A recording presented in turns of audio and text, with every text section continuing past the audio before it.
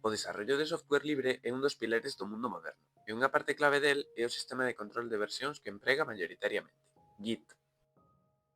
Este, ademais de ser unha gran ferramenta para os programadores, facilitando os desarrollos colaborativos e dando lugar a proxectos como Chrome, Android ou Python, permite a través de ferramentas como GitHub que usuarios comuns poidan sacarlle proveito aos proxectos que o empregan. Pero, antes de falar del, que é un sistema de control de versións? É o software que permite guardar e organizar os distintos cambios que sofre un programa durante o seu desarrollo, xa sexa pola implementación de novas funcións, correccións de erros ou creación dunha versión especial do produto.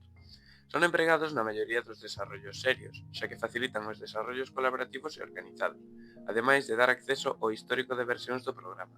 Por exemplo, no desarrollo de Chromium, a base de navegadores como Chrome ou Edge, o uso de Git permite ver claramente o progreso do desarrollo, dende o comezo, únicamente financiado por Google, pasando por unha fase intermedia na que colaboradores e financiación se diversifican ata a actualidade, na que hai miles de contribuidores e é un proxecto máis que exitoso.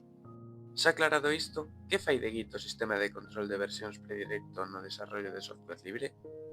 Evidentemente, é moi importante a súa natureza, xa que Git está actualmente baixo a licencia GPL v.2.0, que fai que o seu código sexa lesible, editable e redistribuible para todos os seus usuarios.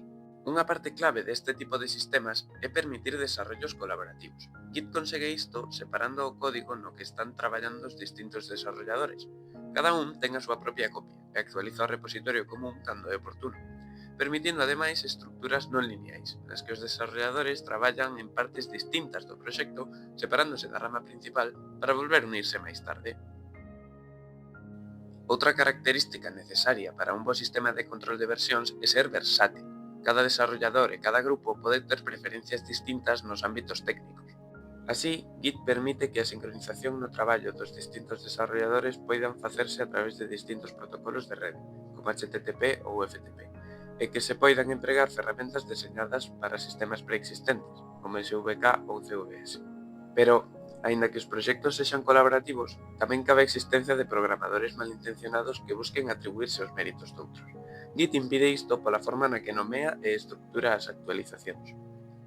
E como repercute isto para os usuarios normais que non traballamos no desarrollo de software?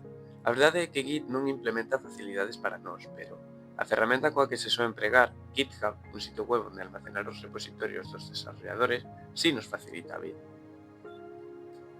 Unha das nosas necesidades é ter un acceso sinxelo a estes proxectos que, pola súa natureza xeralmente non lucrativa, non poden recorrer a anunciarse. GitHub permite isto provendo un buscador con multitude de opcións.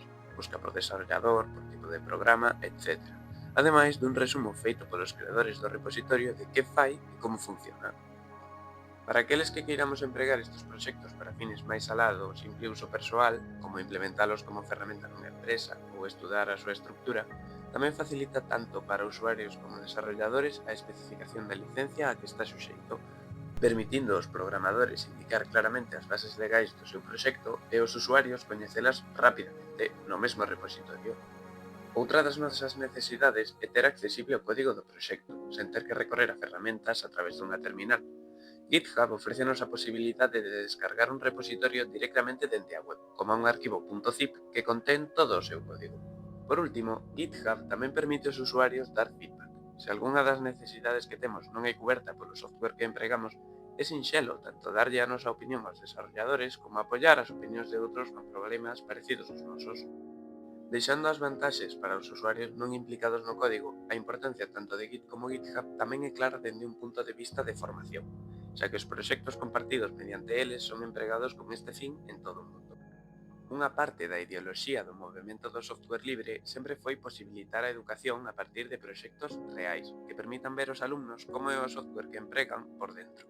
Ante isto, GitHub actúa como distribuidor de proxectos que os usuarios podemos estudar. Recapitulando, Git é o software de control de versións máis empregado en proxectos libres e permite, xunto con plataformas como GitHub, que tanto desarrolladores como usuarios finais poidan acceder, colaborar e aprender a través destes traballos. Se te interesa chegarte a Git dende un punto de vista máis técnico, dentro de pouco haberá outro vídeo neste canal sobre iso.